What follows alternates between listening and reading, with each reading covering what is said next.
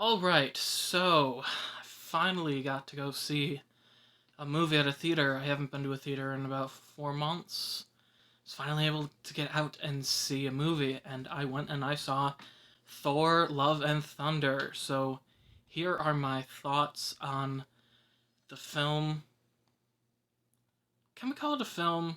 I'm gonna call it a movie. I think sometimes there's a distinguishing difference between the two. So I'm gonna quickly touch on the things I liked, and then I'm going to talk about the things I didn't like, because there's a good amount of both. Alright, I loved the way this movie opened up. I thought it was really, really interesting, intense. I thought it really made you intrigued as to this new character that we have never seen before. Christian Bale's performance in the first 3 to 4 minutes of this movie are fantastic, and I just love the way it opened up. And I thought, okay, this is by the director of Thor Ragnarok, which did not take itself seriously whatsoever.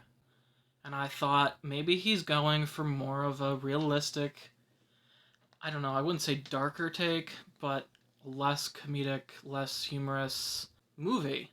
And then it opens on Thor doing his thing, and then I'm like, okay, well, we're back to just how he was in Thor Ragnarok, which briefly I'll touch on Thor Ragnarok and the Thor series as a whole. I do want to eventually review the whole MCU film series, so I'm not going to get too in depth here, but the first two Thor movies I really enjoyed. The first Thor movie I really, really, really liked. I think it was one of the first Marvel movies I had seen besides the first Iron Man film, and I really liked it. Thor 2, I enjoyed quite a bit too. It did take itself a little too dark, a little too seriously.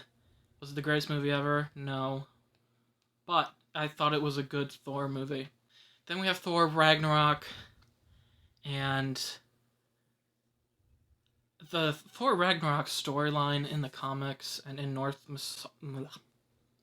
Norse mythology, Ragnarok, the destruction of Asgard. I mean, it's like a huge deal. Like, it's kind of a big thing, and I felt that in Thor Ragnarok, the director, I can never pronounce his name right, but it's Taiki Watiti, not Wat, whatever. But the director of Thor Ragnarok really made the movie extremely what he thought was humorous, and I felt like he destroyed the character of Thor. I felt like he took a very serious, badass character and made him a bumbling, foolish idiot, and it really bothered me, so I hated the movie. Then one time I went back and I was like, I'm gonna watch the movie as a standalone film and not based off of all this character development we've had from the past few Thor movies and Avengers films. I'm going to just watch it as a comic book movie. And I did, and I had a new appreciation for it. Was it great? No. Was it enjoyable? Yes. So I cut it some slack. Then the Russo brothers came along, and for Infinity War and Avengers Endgame, they brought Thor's idiotic, stupid, arrogant, and ignorant character, and they brought it a little bit more back to reality and a lot more tame. They didn't get rid of that side of him completely, but they did tame it down, and I thought it worked. So I was happy for that. Then when I found out they were making Thor Love and Thunder, and it was by the same director as Thor Ragnarok, I was not thrilled, to say the least. But I thought, you know what, I'll give it a shot. The thing with this movie is it's entertaining. There are parts that are fun, and I found myself smiling in certain parts and laughing. Some of the humor landed. I thought more humor landed in this movie than it did in Ragnarok. Part of it might have been my experience this time because I actually saw this at a theater with like a full packed house. It's a lot different than watching a movie on your own as far as when you watch things that have humor in them. You know, it's a lot more fun, and you find a lot of jokes more funny if you're with a group of people. So that might have been part of it, but I did think it stuck the landing on most of the jokes a lot better. I thought they didn't make Thor in this film as much of an idiot as they did in Ragnarok, which I was happy about. But still, even though it was entertaining and even though it had its funny moments and everything, it just went overboard with the jokes and with the stupidity, and it really felt like a little kid was handed the reins to a giant big budget movie with fantastic characters and was said, oh, we trust you because you made lots of money on the last one, so do whatever you want. And that's exactly what happened. Does it work? Some of it does. But I miss the old Thor from the first few Thor movies and the first few Avengers films. I don't know. I don't like him being a running joke. He's one of the most badass characters in the Marvel Universe. I mean, when he shows up in Wakanda in Avengers Infinity War, it was epic. I get chills every single time. And it's like he turned the tide of the battle when he showed up. So to have a character that's so powerful and so strong like that, and to always just be a joke, was just disappointing. And this is mild spoilers, so you see them in the trailer, so I'm not really giving much of a spoiler away, but there were like these screaming goats that are pulling Thor's Viking canoe, small boat thing, and every time they travel somewhere, they scream. And the first couple times, it was funny, but then it got to the point where I was just like, this is so obnoxious. Like, we get it. And they do a lot of traveling in this movie. So every time they travel through the Rainbow Bridge or whatever it's called, there's this screaming and it's just incredibly annoying. I felt like they really just hyped that up and overplayed that part of the humor. I even felt that in the audience. Like, at first everyone thought it was hilarious, and then as the movie went along, more and more people stopped laughing at scenes that involved the yelling goats. There's this sort of story arc, I guess you could call it, with Mjolnir and Stormbreaker, and apparently these two weapons have like a sentience now, and they can feel jealousy. Like, it's just weird.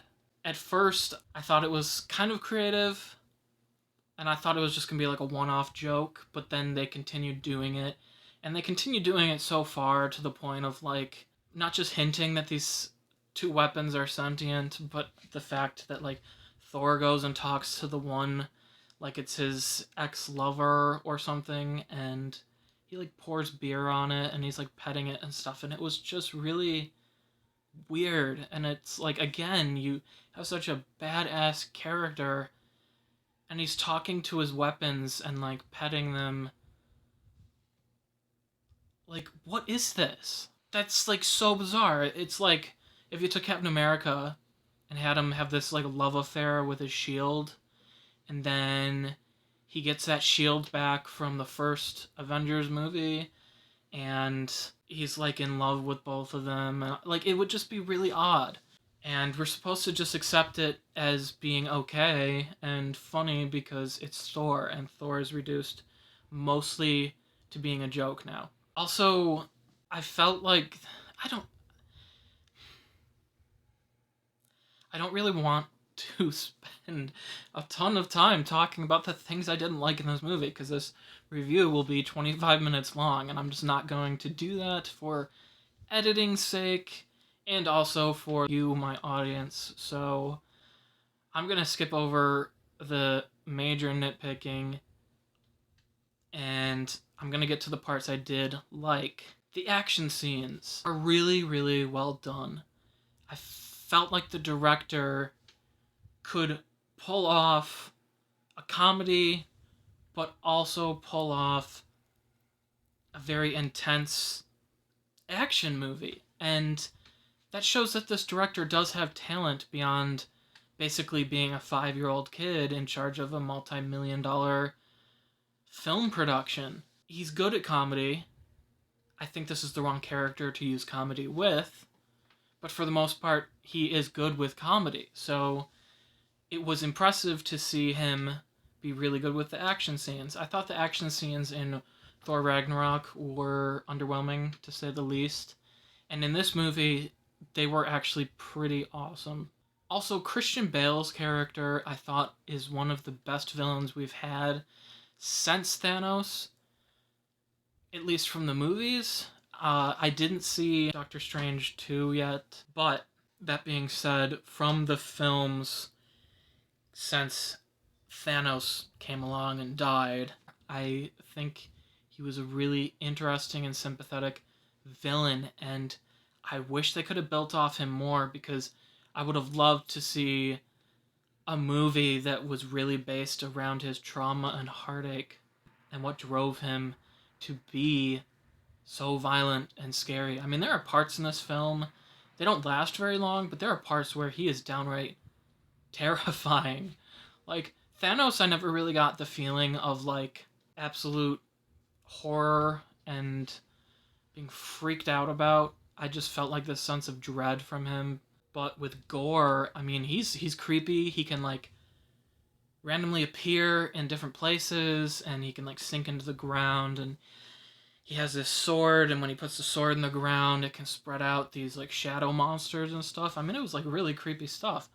I'm surprised they went the route that they did with some kids in this movie being abducted by Gore, because it was pretty scary. And I'm watching this movie and I'm looking around me, and there's, 5-year-old kids, and I'm thinking, when I was 5, this would have freaked the hell out of me. So maybe kids are just more used to this thing now, but I don't know. It just kind of made me concerned for children, I guess.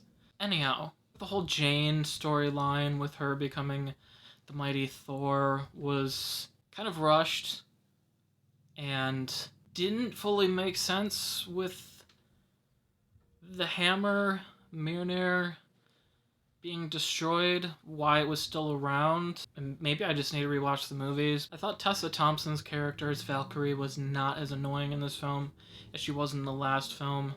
I still don't care for her or her character that much, but it was a little bit easier for me to kind of deal with, I guess. There was a few cameos that were pretty funny. Overall, I would say this movie was a creative film. Definitely creative. And I love creativity. The thing I don't like is when you have existing characters and you use so much of your creativity and you change their character traits and the arc of their character development that's been going on over the past... I mean, how many movies has Thor been in now? He's been in 8 films now. And you've taken his character, and like I said, you've reduced him to a joke. Are the jokes creative? Yeah, some of them are creative and very funny. Was the movie creative? Yes. Was it bright and colorful? For the most part, yeah. So it had things going for it. It just, when I try and take it seriously as part of the MCU,